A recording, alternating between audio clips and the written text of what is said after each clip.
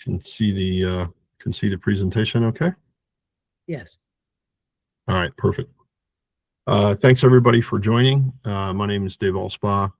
I'm the chairman of the candidates committee, and I'm going to be facilitating tonight's discussion about the candidate committee and our endorsements. Let me I have to figure out how I can advance the slide. There we go. So our agenda tonight is going to be pretty simple. We're going to sort of have four areas on the agenda. The first thing we're going to do, we're excited tonight to have 8 of our candidates with us who are going to give you guys a little bit about their campaign. So they're all folks that we have endorsed already. Once we get through that, we'll then go on to some candidate Q&A, so you guys can ask the candidates questions if you have any based on their their brief speeches. And then after that, I'll explain the endorsement process that we've gone through, so you guys can understand how we found these candidates, what they go through from a vetting process to determine if they're going to be endorsed by the forward party, and then finally we'll open it up for questions after that. So what we're going to do is we're going to start with the first 4 candidates. These folks are with our state legislature candidates, so they're all running for various positions within the state legislature. If you guys are curious as to why I've got an Artemis II background on this slide, it occurred to me when that mission was running and flying around the moon that regardless of where people were coming from, they were supportive of what was going on with the Artemis II mission. I like to think of our candidates the same way.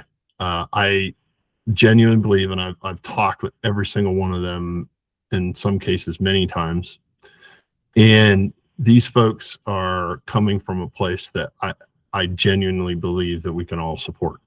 And I hope you guys are going to feel that way as well. I had one of our other volunteers tell me the other day that she wished that she was in a place in the state where she could vote for them all, because everybody has been so positive and so constructive. So we're excited about that.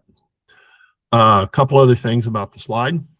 The QR codes that are next to each of the candidates' headshots, if you guys scan those, that will send you directly to their website. You can learn a little bit more about them. More importantly, you'll have the opportunity to volunteer for their campaigns. And if you can also donate to their campaigns through those QR codes. So with that, I'm going to introduce the 4 candidates that we're going to talk to from the state legislature. Kevin Ford Jr. is running for the state Senate from PG County, District 24. Krista Tishy is here in Montgomery County. She's running for House of Delegates in District 19. Deontay Edwards is in Baltimore. Deontay is running for House of Delegates out of District 40. And Anthony Lyon is from Hartford County, and he's running in District 34B. So those are our 4 state legislature candidates. They're going to speak this evening. I'm going to call a bit of an audible. We were going to go in the order that I'd introduced them, but Krista has another campaign event she's trying to get to. So I told her that we would rearrange things, and we'll let her go first. So I'm going to stop sharing. And with that, Krista, the floor is yours. Feel free. Well, good evening, everybody, and thank you, David. My name is Krista Tishy. I'm candidate for District 19 here in Montgomery County. And, the first thing everybody asks is, why do you want to run, or what motivated you to want to seek, a position, in politics? And, I always say that, I'm running for, the District 19 because I feel we need a new voice for working class people and families. And, I'm a big advocate of skilled trades and education. And I believe that, if we lift up small businesses, that's the backbone, of our communities, and that we should ensure like meaningful and valued workforce throughout public infrastructure, and that will provide that. I think we should have fair tax policy, and we have to have housing and development that meets the needs of all our community, whether it's seniors, whether it's our young folks just starting out, or the people that have resided here, for most of their lives. And, I sought the endorsement of the Forward Party.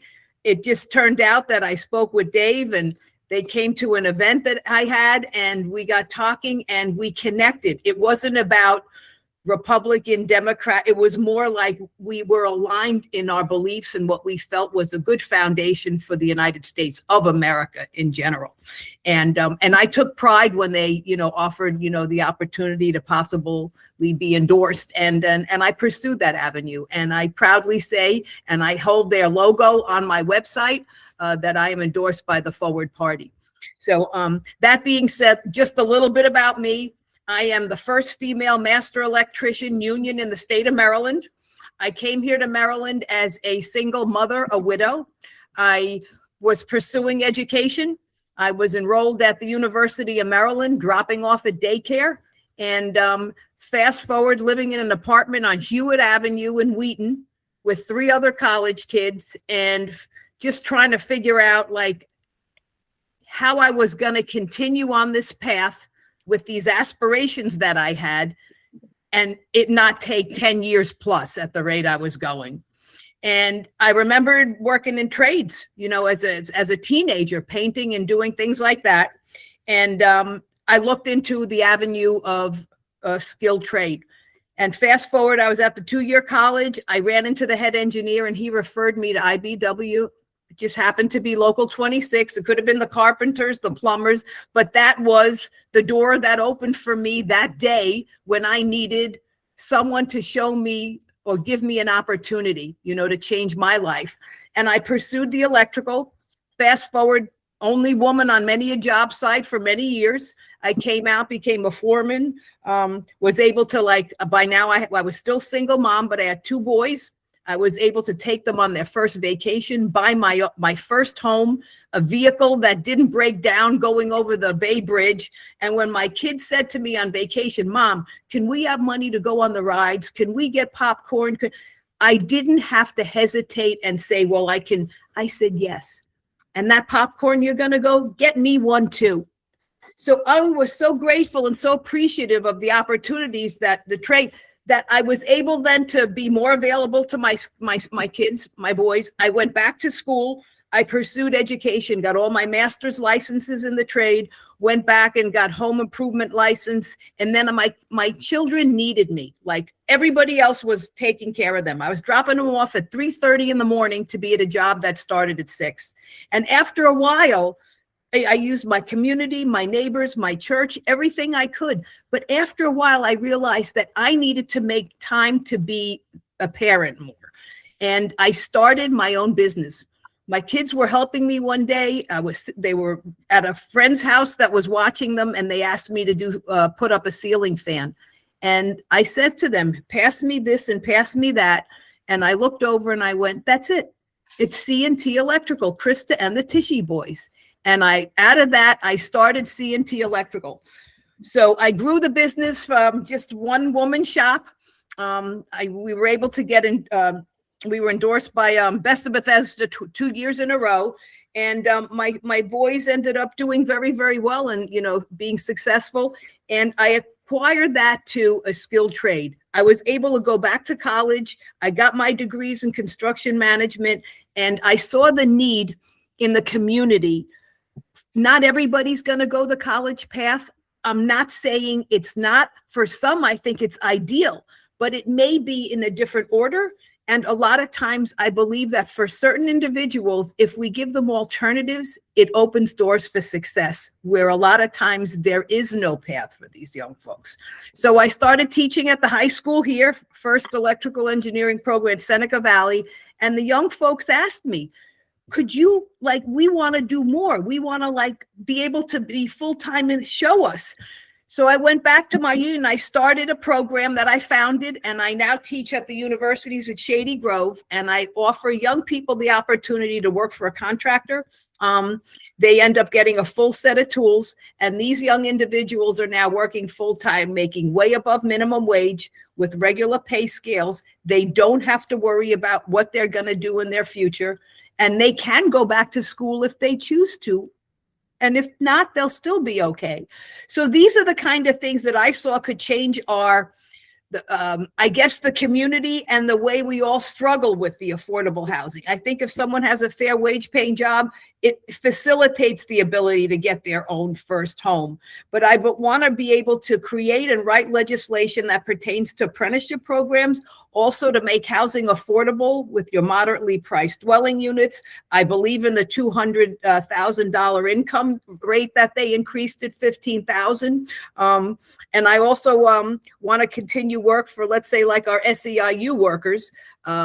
A big thing that I feel very strongly about and that I want to pursue, in Annapolis, is wage theft and the misclassification of workers. And I see that there are so many bad actors out there that are actually taking advantage of so many community members that I want the bad actors. I feel that there should be, and the brokers, they should be penalized for that. And legislation needs to be enacted so that we protect our residents. So that's a little bit about me. I'm sure there's going to be questions and answers, but I'm going to either ask David if I can come back to the next meeting, or you can just reach out to me and I'd be more than happy. We can provide my information either in the chat or something like that. Yeah, I think that works, Krista. Thank you very much for taking the time. Thank you all, and I'll see you on the campaign trail, I'm sure. All right, you bet. Bye-bye. Okay. I think with that, Deontay, I think we'll turn to you next. Oh, excellent. Thank you. So it's a pleasure to be here. Thank you all for coming tonight and taking time out of your day. This is, I mean, truly what civic engagement looks like, and is really important to our democracy and the process here in Maryland and the country as a whole. Yes, I'm Deontay Edwards. I am running for state delegate in District 40 in Baltimore City, covering the central west side for those who are unfamiliar. So I am running because I believe in servant leadership. I have spent almost my entire life in dedication to some form of service. I was raised by my grandmother in Michigan. And to give a little bit of my bio first, she was not expecting to raise another child. She was a retiree. And so my initial upbringing was very much shaped by the community around me and those people helping us get by. We very much had almost nothing then. And yet she taught me the values of hard work she was an avid gardener. So through her garden, she put me to work, and we always found ways to give back to the community, even when we had very little to be able to give back. And quite often that came in the form of time and sweat equity.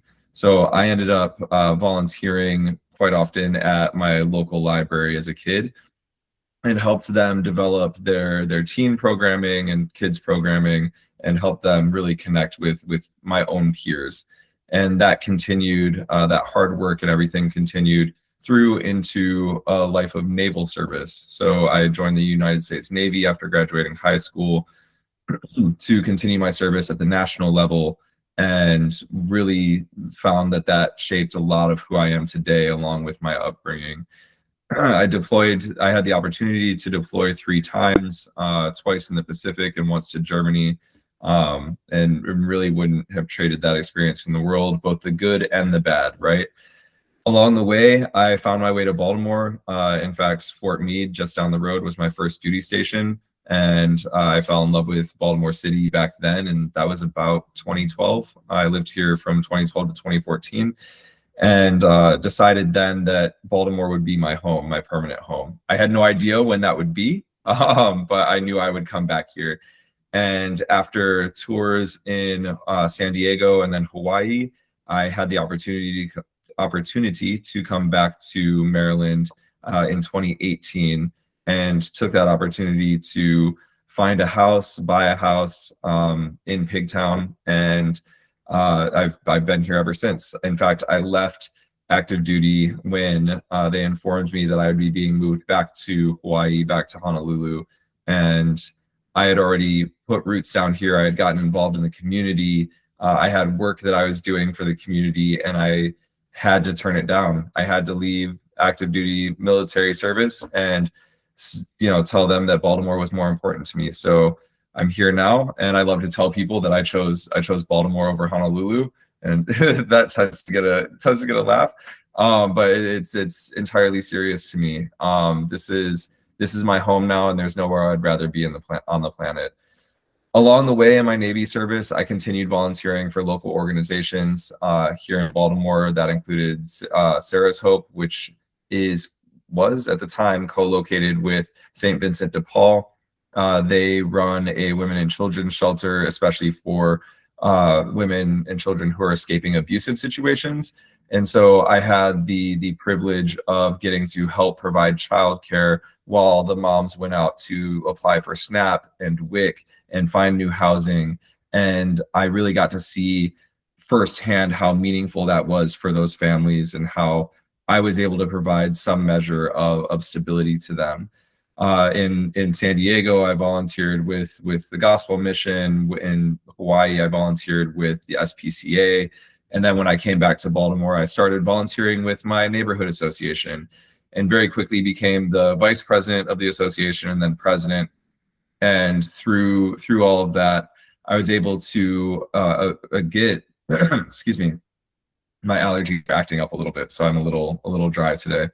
But I was able to get over $120,000 in grant funding to carry out projects that would make the community healthier and safer and really bring new residents into the neighborhood while keeping our current residents, ideally, incentivizing our residents here to stay. And that was quite successful. We were able to successfully fight for traffic calming, including curb bump outs with street murals. We were able to get wall murals. We were able to get new lighting in the neighborhood. And one of the big things that I'm proud of is, as we all know, here in America, we have been facing an opioid epidemic and issues with addiction. And one of the big issues here in the Pigtown community was that we were getting a lot of needle litter from people that were experiencing addiction, just throwing their syringes on the ground. We also have 3 elementary schools in the neighborhood and hundreds of students that walk back and forth to school every day unsupervised. So that was a really unhealthy and unsafe kind of situation for us. And so I'm proud to say that we were able to secure a $16,000 grant to put in place a needle disposal program. And we're the first neighborhood in Baltimore City to do that at scale. And it really helped us get the needles up off the ground and make the neighborhood safer for everybody, not just for the kids that are walking to and from school every day. So I really say all of that. It's quite a resume. There's so much more that I always try to skip over because I could talk for days. But I'm really running to bring that creativity and that hard work and that persistence to the entire District 40 and serve all of our neighborhoods, not just Pigtown. And that became really important to me, especially after, as a neighborhood leader, I tried to coordinate with our state level leadership and any number of times on all of our projects, and quite often was ignored. And even now, as I'm out on the campaign trail, I'm talking to community members and community leaders that have that same feeling and are telling me that we need somebody who's going to come in and going to do the work and fight and show up every time. And so that's a big part of my campaign platform, is just being available, being accessible, and being ready to fight every day for the needs of this district. So I am running on a platform of mainly affordability across housing, energy, and food. Those are the big things, the biggest bills that all of our families face, and those bills are skyrocketing every day. Housing especially, we have a very high rate of vacancy in Baltimore, and in District 40 specifically, we have the highest rate of vacancy in the city. So one of the things that I really want to do is put $1 billion of bonded state funds into Baltimore's housing market within a community land trust, in order to rehab these vacant houses and build new housing of all types in order to give people a chance to live affordably and to have safe, stable housing, because that really touches every other aspect of life and allows people to build a stronger life for themselves. There are more details in that. I'm going to try to keep it short. But the big thing about having the community land trust for me is that so often we have large corporate developers move in and dictate to our communities what is going to happen here. Enough is enough on that, and I want to make sure that we're giving our communities control over what's happening so that these things are happening with us and not to us. And so that happens through that community land trust model, where the board will be made up of community members deciding how development happens within the city.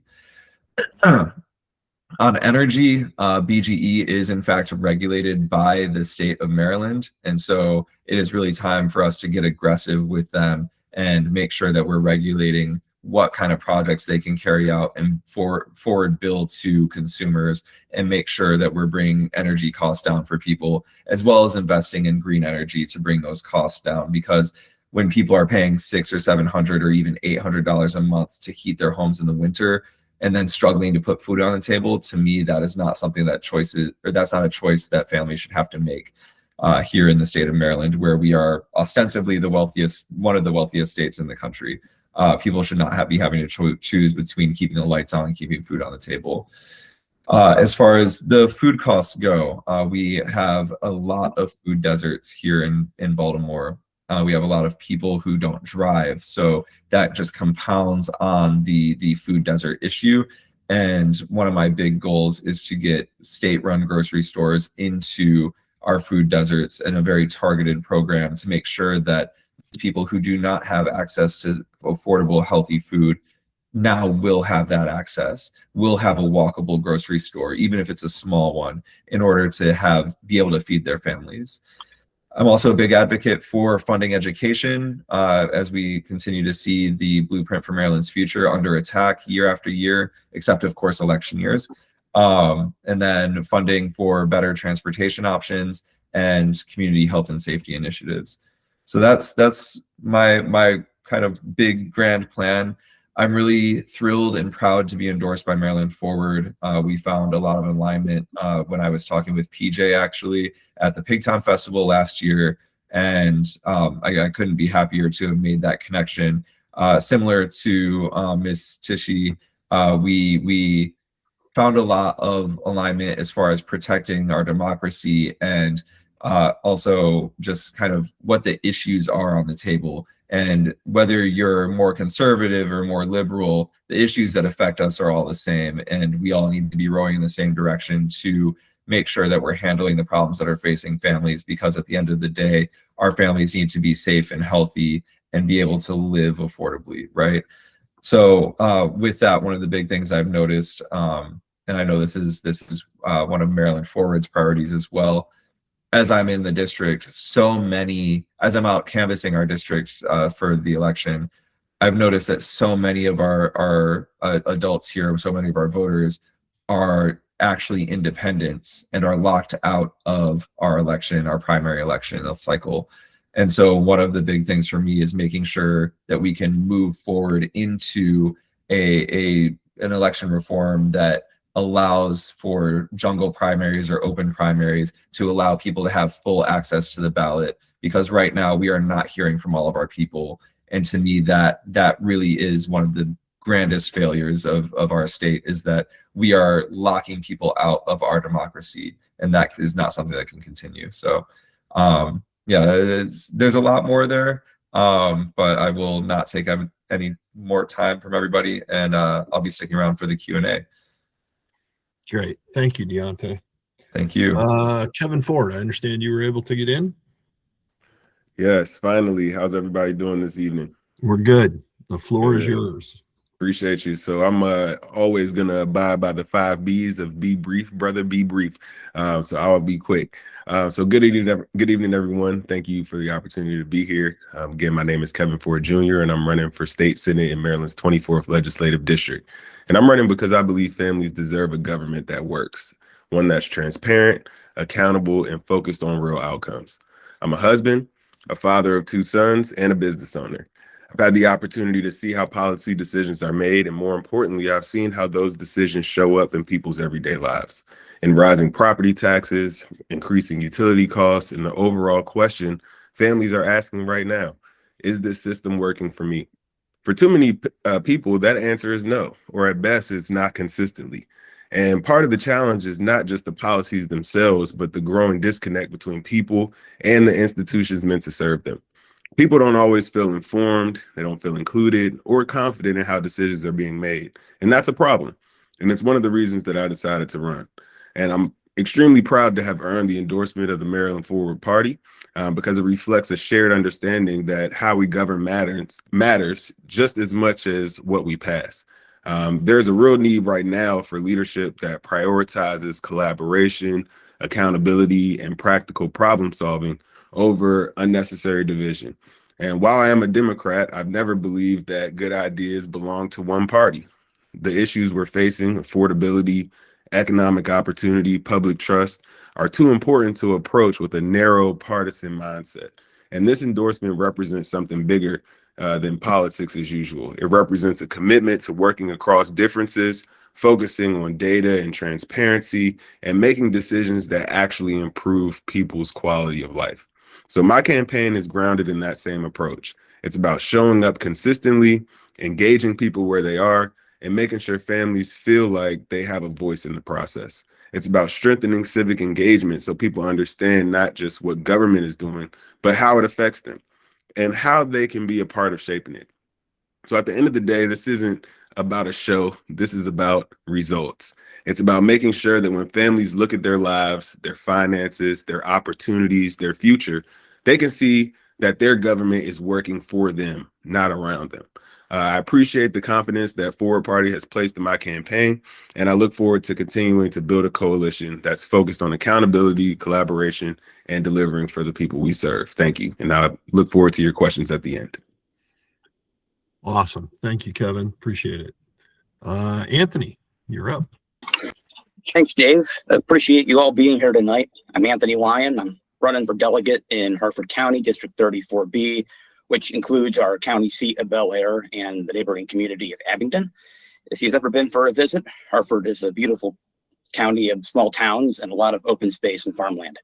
We've grown a lot over the last 20 years, and my top priority as our next delegate is securing more resources from Annapolis so that our schools and infrastructure and services can keep up. I'm also really passionate about doing my part to bridge the political divide.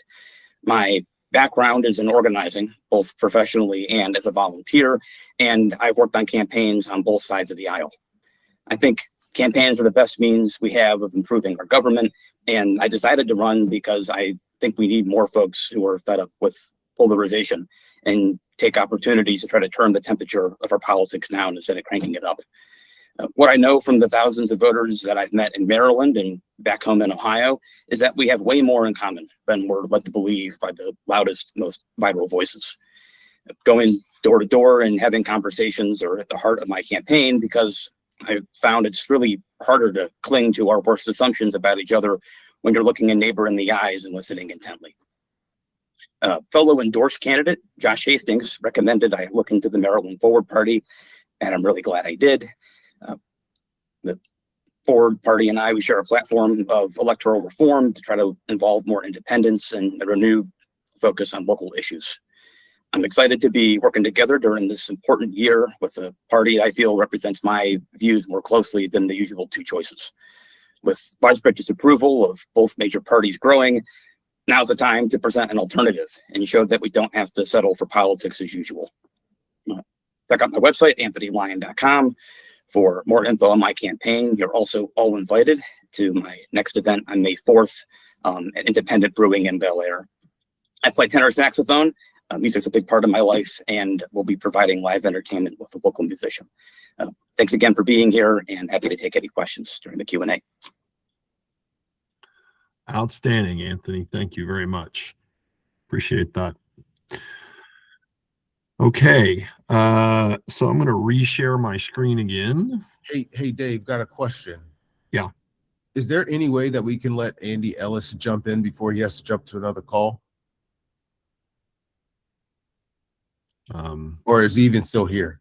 I'm just checking before. When you say jump in, I mean, he's No, not- I'm sorry. It looks like he just thanked and said that he's leaving for another call, but thanks, Teddy. Yeah, so I believe he's dropped at this point.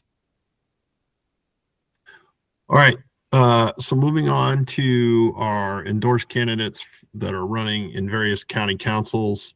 Again, I encourage you guys to scan the QR codes that will again take you to their websites.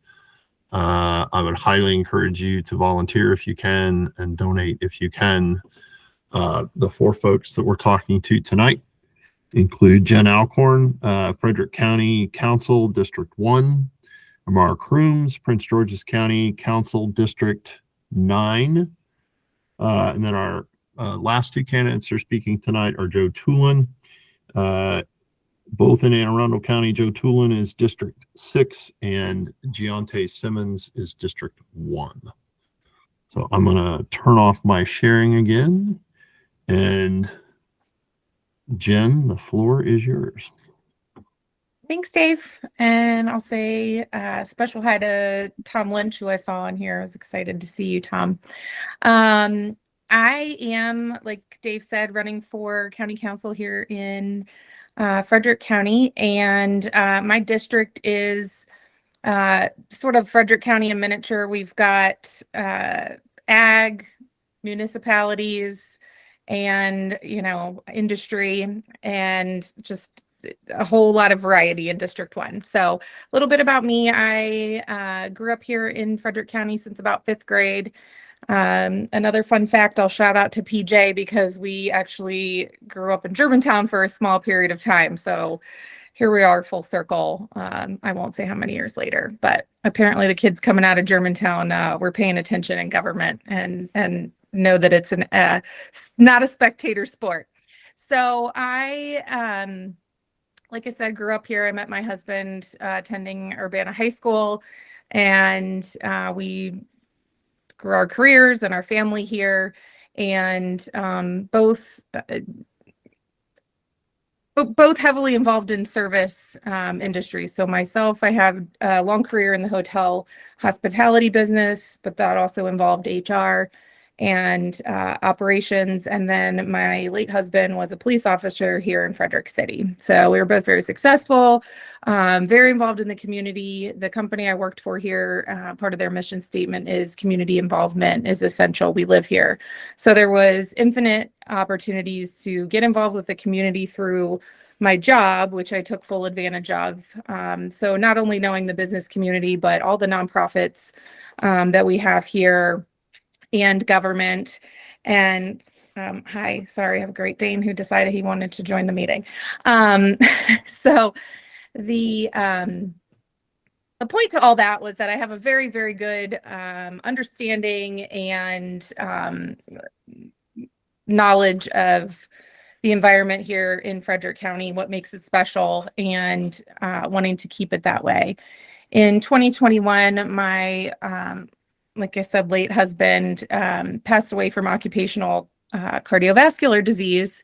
And I found the nightmare of life navigating workers' comp and death benefits and things that nobody wants to have to do. And the first thing I found was that we weren't going to have health insurance in 2 weeks in terms of through his employer.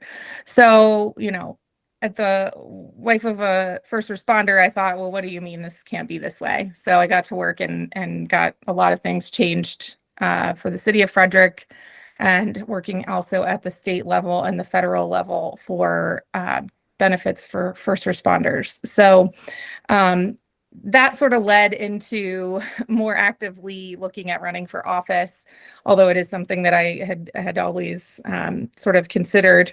And so I am running for a seat that is open and running on the Democratic ticket. But back in October during our city elections, Ford Party had a forum for some of our Frederick City candidates. And I had just happened to meet Teddy, I think the day before that or something crazy. The universe was aligned. And so I attended that event and had a chance to talk to several folks. And it's really in line with my beliefs and values, and just what I'll echo what others have said here is that I think that more than not, everyone is a bit tired of the two-party system, and it's not necessarily about that. It's we're all humans, and I'm running to represent other humans, is what I say, especially when we're talking about a local level. So really excited to have this endorsement. I think it is growing, you know. Frederick, I don't know how long we've been endorsing candidates out this way, but I do think it's a growing movement, and I'm really proud to have that designation. So that's really who I am. I'm a collaborator, and I've been called an ultimate convener. So if there's a problem, how are we solving it? And that's pretty much all I care about. What's the best solution? I don't care, you know, who we have to get with and work with to get that done. That's the result is what we're looking for. So we've got some big challenges, and we've got some really big opportunities in Frederick County, and our current administration, I think, has done a very, very good job. And we have a lot of good things that are in motion that need to continue with that momentum. A lot of things, we just had a strategic, a housing study done for the county, and we've got some strategic priorities coming out of that are going to be, you know, moving towards closing the gap on 33,000 homes that we're going to be short in several years, and the ability for people to afford those homes. So my oldest kids are out of county, but they work here in the county. They completed career and technology programs here at Frederick County Public Schools, and both work in those careers. And unfortunately, they couldn't afford to buy a house in Frederick County. So I know those problems and all of those things firsthand. And I won't belabor this, but I do feel that I've got the right background and understanding and ability to move us forward here in the county as well. So looking forward to answering questions. Great. Thank you, Jen. Amara. Good evening, There it is. Board Maryland. Apologies to Mira Deontay. My allergies are killing me right now, so hopefully I don't sound super nasal. My name is Amara Crooms. I am a neighbor, a farmer, a father, an organizer, an activist, and most recently a candidate for county council right here in Prince George's County's 9th District. But beyond all of those roles in my professional life, I'm a democracy and governance expert. For some 15 years, I traveled the world helping communities dismantle like flawed, weak, and corrupt systems and build transparent ones that are responsive to public demands. I've seen regularly what happens when the machinery of government like breaks down. And one of the core reasons that I'm running is that I think the people of Prince George's County deserve much better than what they're getting. So often I tell folks that I'm not a politician, that I have no interest in a career in politics, but what does that really mean, right? Like, what makes me different from the career politicians who have made that claim in the past is that, for starters, I'm not just talking about reform. I'm currently practicing what I preach. I am the only candidate in my race who is fueled by the Fair Election Fund. That is Maryland's approach to public financing. And that means that, you know, while my opponents may be funded by the same folks who have decided how our politics work for decades, I've opted into a system where the only people who I'm beholden to are the public, are the folks, the residents of the district and of the county. So my history in anti-corruption is not just like a resume line. It's like, you know, the lens through which I look at principles of governance, including our budget. I believe very firmly that our budget is a moral document, and right now ours is being written by special interests. So one of the pillars of my campaign is a promise to end our culture locally of government by waiver that has ruled South County to date. For decades, our leaders have treated South County as essentially a dumping ground for projects that are too loud, too dirty, or too destructive for other districts. Most recently, we are seeing the same battle play out around hyperscale data centers, but it's everywhere that you look in District 9, from our commitment to like never-ending sprawl to development outside of our legal requirements for adequate services. my policy is I'm really committed to a policy of infrastructure first. You know, if we don't have the roads, the transit, and the public services and community consent, projects will not take place while I'm the elected representative there. So all of that said, I'm super proud to have the Forward Party's endorsement. I see us as like a really natural fit, despite our frankly very different politics, you know, because we both know that you can't get better results from a broken system. Beyond my commitment to the Fair Election Fund, we also share a really strong commitment to ranked choice voting. And that's because I'm a democracy advocate. I know that the way that America does democracy is not how we would ever exploit it abroad, because it doesn't work. It doesn't work great, you know.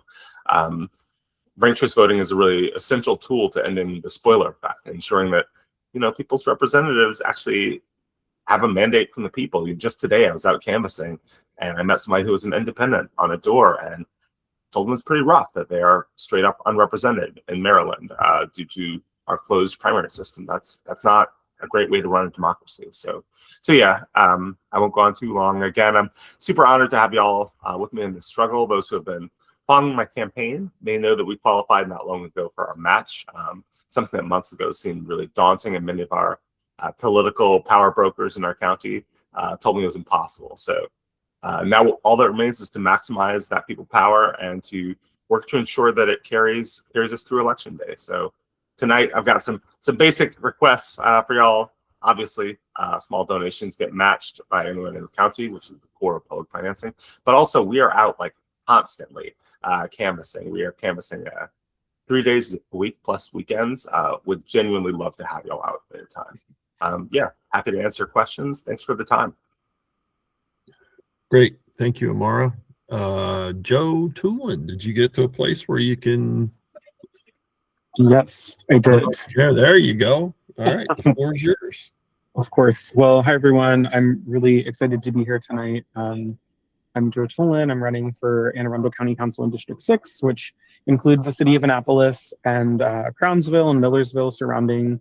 It's kind of an interesting district because it's you know, a small town in Annapolis, but we also have some rural farms in the other part of the district. I actually got to go to a grand opening or reopening for a farm this year over the weekend. And so, you know, representing that district presents a little bit of a challenge. You also have to work with Annapolis City Council, and when all of the state candidates here win their elections, I will be the representative for that district also.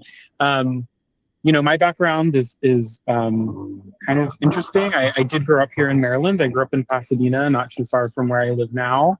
I had the opportunity to spend a lot of time outside as a child and really connect to the Chesapeake Bay and the outdoors. And it really became a safe space for me when, you know, life felt crazy and I didn't feel like I fit in or was accepted in a lot of different ways. And that kind of shaped my professional career in the environmental world. I come from philanthropy. I worked at the National Fish and Wildlife Foundation for a while, and then also transitioned into more of a community-based philanthropy model. So really giving the power to decide who gets money to the communities themselves versus, you know, a small group of people at a table, and have managed over $100 million in grants to community-based partners in my career. I currently work for an organization called Green Latinos, and so we particularly work in the Latino community, which feels really important right now, given some of the attacks that are happening on our people. I'm one of only 2 Latino candidates running in the district, and there's never been a Latino serving on our county council before. So I'm hoping to create that meaningful change and bring representation for that community as well. But I also come from community organizing. I was the chair of Annapolis Pride for the last 5 years. I also served as the first chair of the State Commission on LGBTQ Affairs that was actually started under our former governor, Larry Hogan, and then continued till now. And I serve on the board of a lot of different nonprofit organizations in the area. And so bringing community voices to the table and making sure that they're seen and heard in our government is really important in my race. You know, because the district is so different from Annapolis out to Crownsville, I've heard from a lot of people that they don't feel seen and represented, and they want to feel that. Some of the biggest issues that I'm also looking at include affordability, which I think we've all talked about. But in my district, the average price of a home is around $600,000, which is above the average in our county and above the average for the state of Maryland. And so we need to change that. We need to build new housing. We need to build affordable housing, affordable dwelling units to get other people in. And as we have our seniors aging and looking to downscale a little bit, have to think about building new homes for them as well. So there's a lot of different types of housing that are needed here in Anne Arundel County that will meet the needs of our communities. Because I came through the public education system, I believe in public education. I believe in what it stands for and making sure that every student has access to good education. And we know that the Blueprint for Progress is very expensive to implement. And so want to make sure that we're prioritizing that in our county council budget if possible. And I think like a lot of other counties, about half of our county's budget goes directly to the school system. And so we need to make sure that we're making smart investments there, supporting our teachers and keeping the buildings up to date. And then public safety is also a big thing. You know, I do work right now with the Anne Arundel County Hate Crime Prevention team and really collecting data about communities that are experiencing hate in our spaces. I want to make sure that everybody feels like they can be who they are in our county, and whether they're Muslim or Latino or LGBTQ, you know, finding the ways to be themselves is really, really important. And I believe firmly that we're on the right track to do that. Public safety also includes support for our firefighters. In Anne Arundel County, we're about 350 firefighters short of what we need to be. And that means that when folks have emergencies, they're going to be a lot slower to respond than they really should be. And so prioritizing public safety is really important. But I know it's almost 8 o'clock and I want to make sure we have time to hear from everybody. So I'll stop there, but I am canvassing pretty much every day on my own. So if people want to join me, would love to do that. We have bigger group canvasses on the weekends, and you know, excited to hear from another fellow Anne Arundel County endorsed candidate here in just a minute. Such a great straight man. I appreciate it, Joe. Thank you. And with that, we're going to turn it over to Giante Simmons, the other Anne Arundel County Council candidate. So, Giante, it's all yours. All right. Thank you so much. And good evening, everybody. Yes, Joe, I literally just saw Joe probably not even 24 hours ago at another event. So Joe and I run in very, very similar circles. But yes, my name is Giante Simmons. I know we had a Deontay on here, so now you're getting the Giante, so it's a different variant. And yes, I am running for the county council in District 1 here in Anne Arundel County. And if you're not familiar with District 1, basically District 1 starts right on the edge of Baltimore City. And we got two of the biggest economic hubs in District 1. That's BWI Airport and Arundel Mills Mall and Casino. So that just gives you a little bit of how big of a thing this is in District 1. And I'm actually running for office because, similar to a lot of you here, I want something different and I want something new. My current councilman is running for county executive. So this seat has become open. And as soon as he announced it, something just kind of hit me where I was like, I have to run for this. I just have to do this. In District 1, there's an area called Brooklyn Park where I live at right now. And if you are familiar with Brooklyn homes in Baltimore City, Brooklyn Park is literally the sister of that, but we are the Anne Arundel County portion of that. And Brooklyn Park, like a few communities in District 1, is largely underrepresented. We are almost in a food desert here in Brooklyn Park. We don't get a lot of services up here, and there are different parts in the district that have very similar feels to them. And as soon as I thought I wanted to run, I was like, yes, these are the issues that I want to change. And I mean, growing up as a member of Gen Z, my generation has probably felt the hardest of wanting something new. From growing up in the Bush era with the economic crisis, the housing crisis, and just growing up in school having to do more active shooter drills than than fire drills. It's things like that that kind of motivate me for running for this office. And I'm pretty sure I did my research correctly, but if I won this seat, I would be the youngest council member in Anne Arundel County history at just 26 years old. Joe, I think I'm younger than you, so I think my math is right. And part of our platform is very similar to a lot of our issues, especially on the local level, whether that's education, public safety, and economic development. I told you the District 1 has two of the biggest economic hubs, but a lot of people just don't feel that money coming down here to really undeserved parts. And when it comes to economic development, I want to have the developers at the table, but we also need to ensure they're developing in the right way. We need affordable housing. Maryland in general is in a housing crisis. There's not many homes, and very similar to Joe in Annapolis, where the houses started almost $800,000. Up here in Glen Burnie in District 1, our home started around $400,000. So it's cheaper than Annapolis, but it's still largely just unaffordable. And when the forward party had reached out about wanting to endorse, it got me extremely excited, because when I read about the platform, I was like, my goodness, these are all the ideas that I've always thought about, from ranked choice voting and open primaries. And that excites me because I've always felt like an outlier in my own party circles, like, hey, we need a more open democratic process. But even, it sometimes just feels that the establishment doesn't want to do that. And, with the forward party support, I am just very excited to get this pushed in Anne Arundel County. And I know all of us together can get this pushed in the entire state. But, these are the simple things that kind of get me excited about running for this seat. I'll be very brief and kind of ended that. And, I'm just looking forward to the Q&A session, here to answer any questions. Outstanding. Thanks very much, Deontay. So with that, I'm going to reshare my screen. You guys should be able to see that now. I wanted to bring up the other candidates that couldn't make it tonight, but I wanted to make sure you guys had the same information for them as we have for the folks that spoke. So the first two candidates going down the left there are Steve Solomon and Lila True. They're both running for Montgomery County Council at large seats. They couldn't make it tonight because there's actually an in-person event here in Montgomery County that they've attended. So they're both endorsed. Then Steve Green running for Worcester County Commissioner, District 4. And you can get the link or the QR code for him. We'll actually send you to his Facebook page. That's how he's managing his campaign. Then going up to the right, Michelle Garcia, candidate in Prince George's County District 1 County Council. Next is Tanya Sweat, Prince George's County Executive. Tanya's interesting because she's running as unaffiliated. And if you guys aren't aware, that takes a significant amount of work to make that happen.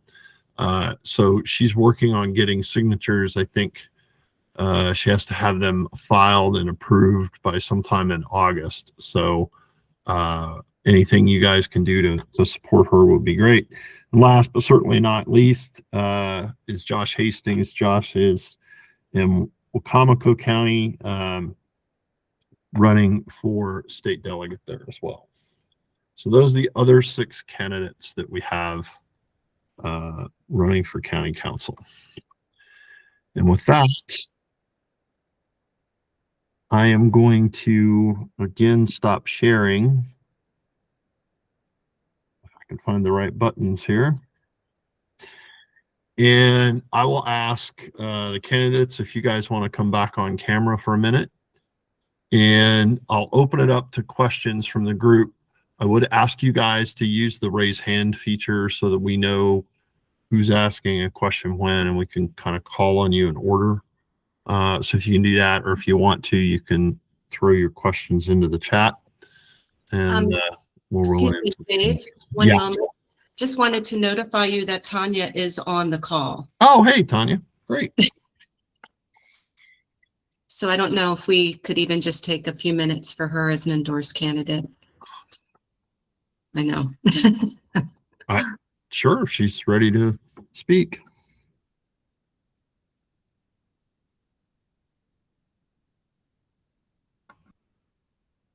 All right, well, let's go into the Q&A then. And just one quick question, a logistical question for Bill Stewart. Do we keep the recording on for the Q&A?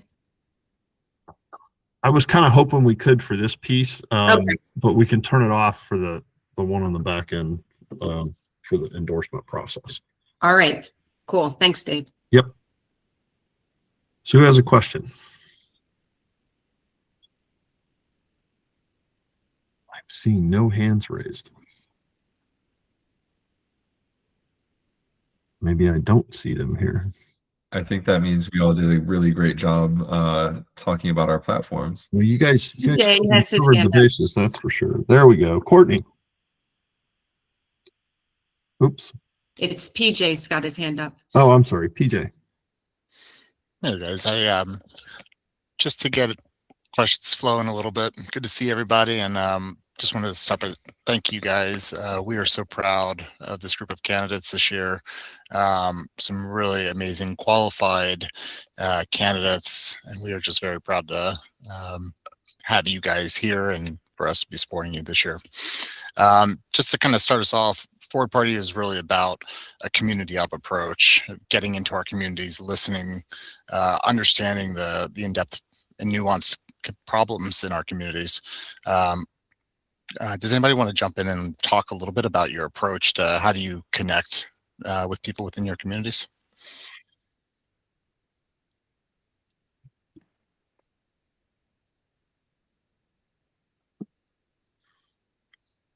Anthony, go for it.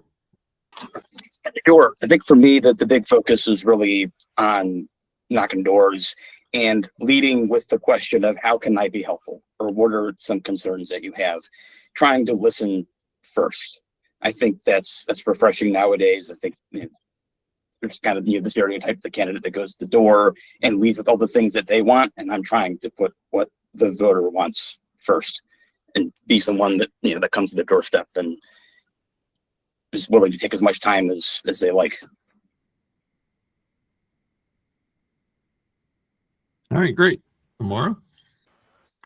Yeah, I would echo Anthony's statement. I mean, I'm an organizer at heart. I long have been, but frankly, it's heartbreaking when I'm outdoors and folks are like shocked to see me there. People have said some amazing stuff about how they didn't think this happened. They thought this was only a TV thing, that it only happened in fancy neighborhoods. So that's one thing. But also, I think that the endorsement process is a really important aspect of it. Getting an endorsement of a group is largely not possible if you've not been out there doing stuff. For me, the groups that have really shown up for me to date have been people I've organized with for years. And then also just really showing folks that this is what government's supposed to be about. Out in Prince George's, we have a very top-down approach to government, which I, as a democracy practitioner, I'm vehemently against it. And so, this is a central issue for me. Okay, Deontay?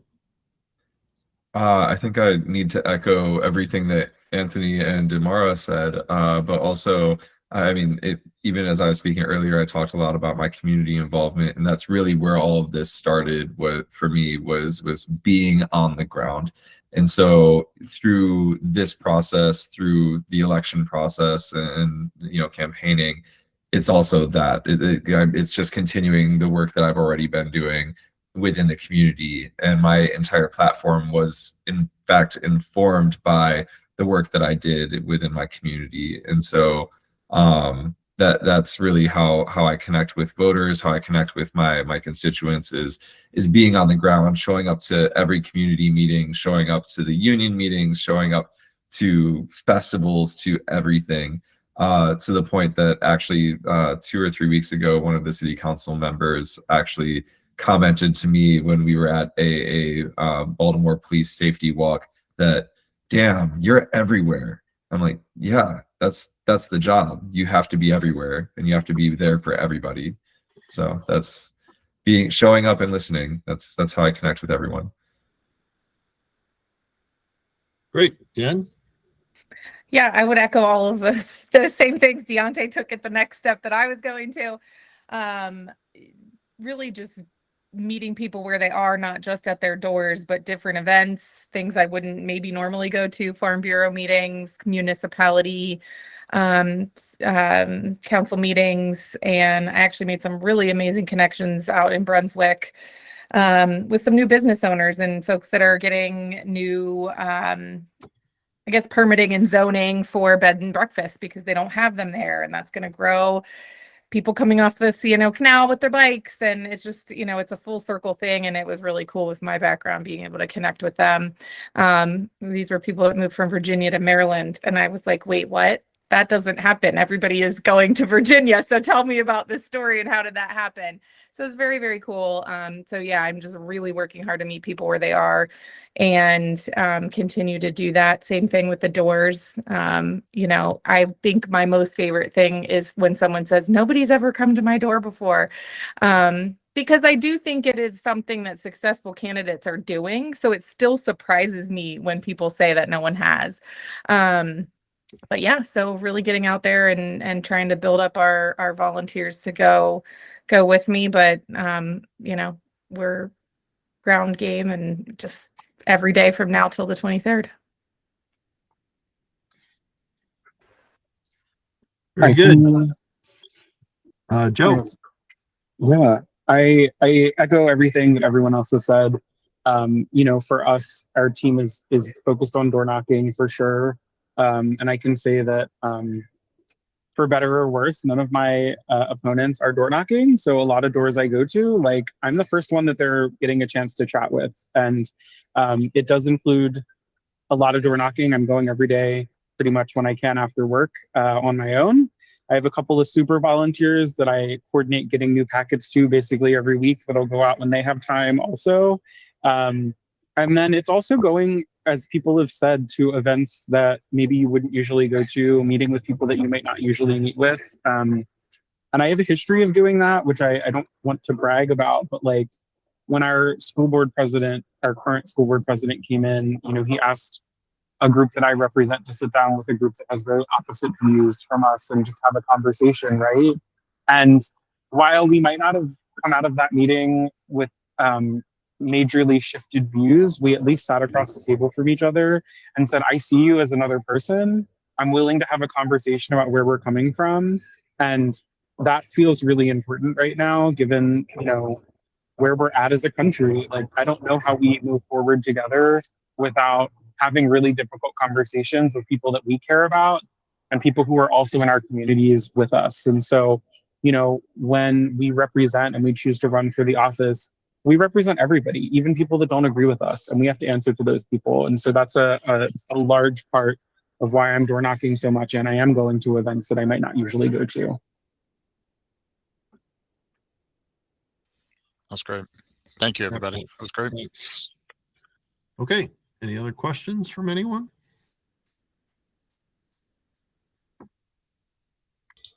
Bill. So more a request than a question. So for our volunteers, some of you are going to win in November. Some of you are going to be on the ballot, not win in November. Some of you may not win in the primary. But what I'd like to ask you is two things. First, after Thanksgiving, can we get together and talk about how do we help you? How can we have done a better job? We want to put really strong candidates like you on the ballot more and more and more. And the more we can learn how to do a better job, things we could have done that would have helped you that we didn't do. So help us do that, help us understand and do a better job. Second thing in terms of the request is, one of the things we can do is we can send out emails endorsing and encouraging you. For your different districts, we need to know that the zip codes that those emails will go to. And my offer is, if you can work with us to put together an email we're comfortable sending, we'll send that out. Okay? Quid pro quo, what I'm asking for you is, in December, we'd like to send an email, to everybody on your list about the Forward Party, okay? And one you're comfortable sending. So each case, we're both comfortable with the message we're proud to send out. okay? And it helps you, it helps us. So 2 thoughts to share. All right. Thanks, Bill. And Deontay. This is an easy one for me. Yes, on both. Be happy to meet up after the election is over and talk about, do a debrief and just, figure out what went right, what went wrong. Hopefully everything went right. But even so, there's always room for improvement. And then, of course, supporting the Forward Party moving forward. And that's win or lose. The work doesn't stop, right? So. Thank you. Excellent. All right. Any other questions? I know we've had a long evening already. So, okay. Well, listen, thank you to all the candidates. I appreciate you guys taking the time tonight. I sincerely do. I hope all your campaigns turn out for the positive, and we'll do everything we can on our side to make sure that happens. So with that, I'm going to reshare my screen again. And there we go. You guys should be able to see the sources of candidate endorsement slide. Is that correct? Everybody can see that? All right. Yeah. So this is my lame attempt at trying to depict a funnel and how we feed candidates into that funnel. If you guys are curious how we find all these folks, Anthony alluded to one already, but I'll just go through them all so you guys can understand that. First of all, the candidates committee does do research on specific races. If we think it's a pretty open race or it's in a pretty purple district, we will tend to go look at the candidates in those areas, try to find the ones that we think are most forward aligned and reached out. And I would suggest about half of you guys that spoke tonight fell into that category. The other one that we're doing is social media. So if a candidate is following us on social media, we take the time to do some background research on that candidate and figure out if there's an alignment there or not. If there is, we go ahead and pursue them as well. This is the one that Anthony talked about a little bit ago. We also rely on referrals for other candidates. There are several candidates that we either have endorsed or are in the process right now that have been referred from other candidates. I find that outstanding and really love to get those suggestions. We also take recommendations from our board. If one of the board members knows about a candidate that they think might be aligned, they ask us to take a look at it. We do that. And then finally, and this has been happening a little more recently, is other volunteers with the Forward Party know about particular candidates and ask us to take a look. So any of those sources, we take them, we look at those candidates and at least do an initial review and see if there's an alignment. So how does the whole process work? Let me go to the next slide. So this is our endorsement process. It's really eight fundamental steps. So I'll go through the first 3, but I'll tell you they can happen in various orders. So initial research is where we start. So we look at the Board of Elections website to find out all the candidate information that we can there. We also look at the candidate's website, any other internet sources, plus social media feeds to determine if we think there's an alignment there or not.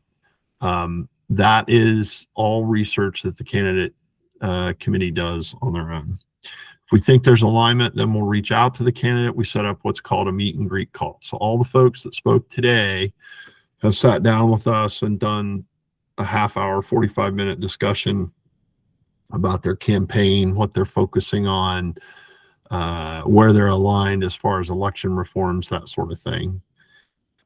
From there, we go into an application process. Assuming there's still alignment, then we send the candidate a link to a system called Nation Builder that's provided by our national party.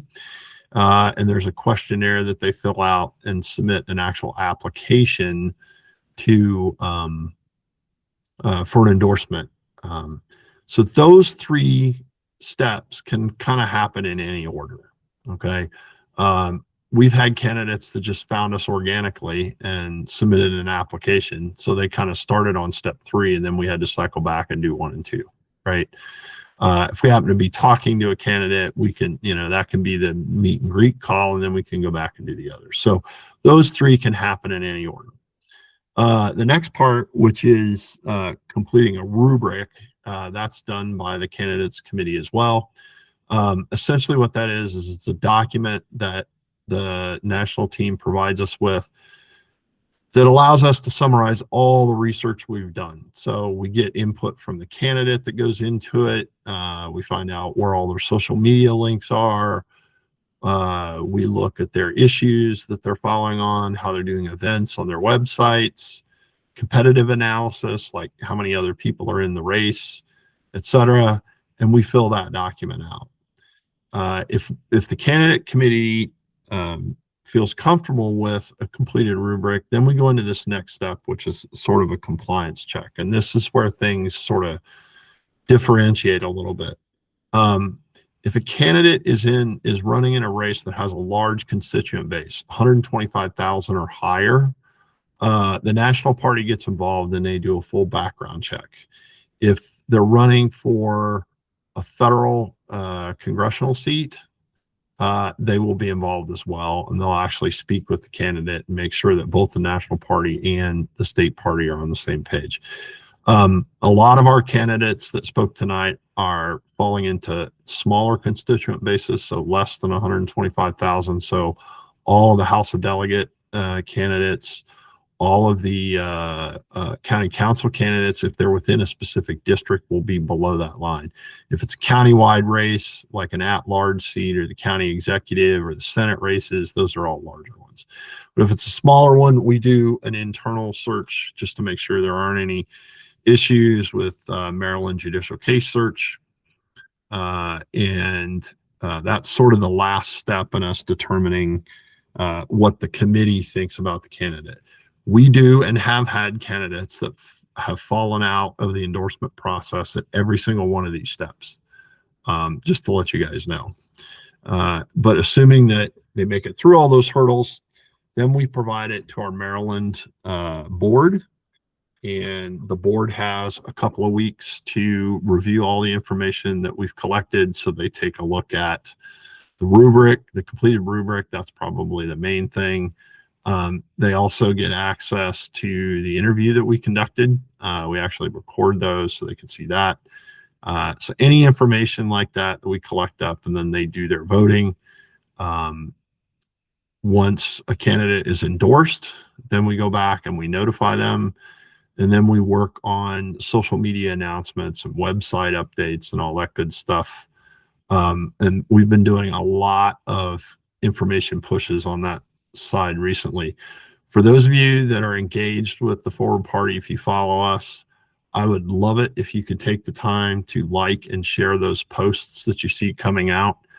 That does a lot to amplify the candidate's position. And I made this point on the call last month when we talked about this at a high level.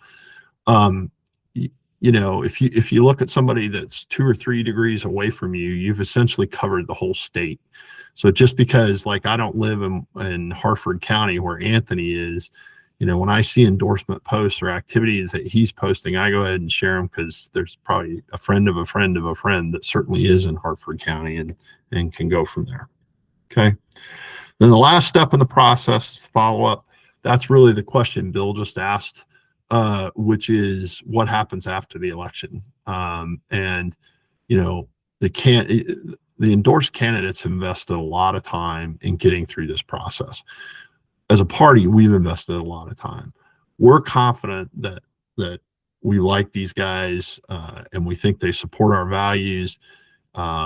Even if a race doesn't work out the way we want it to, we want to stay connected with them, because we have a lot of work building the Forward Party going forward. And these are the types of folks that we want to have engaged.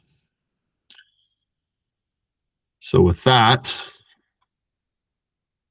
now I will open it up for questions. And at this point, Laura, if you want to stop the recording, you can go ahead and do that. Gotcha. Stopping the recording now. Come on.